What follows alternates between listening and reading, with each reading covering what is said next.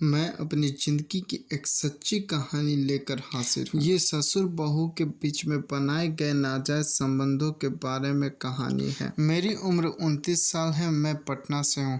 मेरे पति मुझे संतुष्ट करने के लिए काफ़ी नहीं है। ये बात उन दिनों की है जब मेरी शादी के 7 साल के बाद भी मुझे बच्चा नहीं हुआ था। सभी मुझे ताना देते थे, फिर भी मैं मन मार कर रह जाती थी। भले ही मैं पड़ोसियों से शारीरिक संबंध रखती थी, फिर भी उनसे मैं बच्चा नहीं चाहती थी। एक बार मैं अपने ससुराल, जहाँ मेरा पैतृक घर है, वहाँ गई थी। वहाँ मेरे चचिया ससुर जी रहते हैं। उनकी पत्नी का देहांत हो चुका था।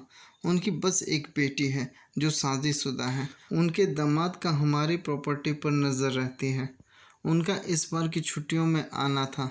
मुझे यह मालूम था कि मेरे चचेरे ससुर जी एक नंबर के अय्याशबाज हैं और इनको औरत के चक्कर में अपनी जायदाद लुटाने में समय नहीं लगेगा। खैर, मैं अपने घर, अपने पैतृक गांव गई हुई थी, तो मैं अपने खेत घूमने को चली गई।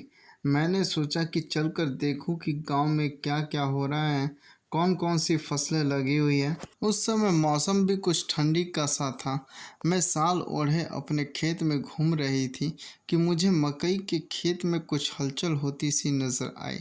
मैंने वहां जाकर चुपके से देखा तो ससुर जी गांव की किसी औरत को काफ़ी तेज़ गति से ठोक कर मज़े दे रहे थे। वो औरत अपने आप को चीखने से रोके हुए थी।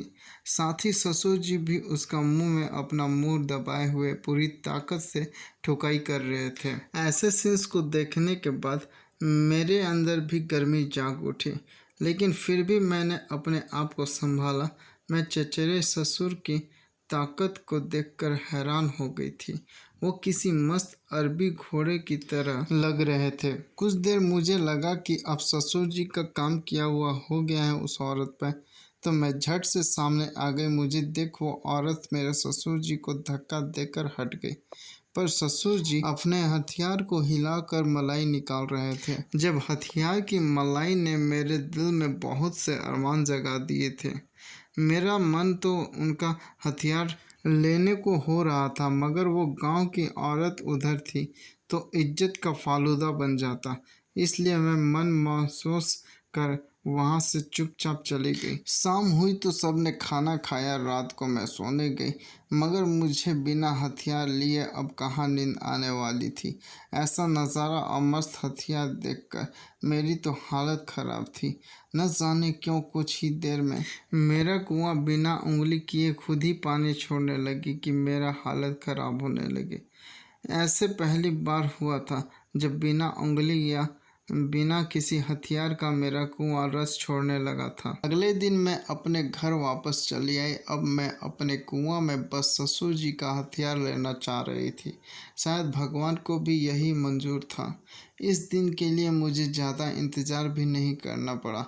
एक हफ्ते बाद चचेरे ससुर जी हमारे घर आए। वैसे तो वह हमेशा आते जाते रहते थे, पर उस तरफ से कभी ख्याल नहीं आया।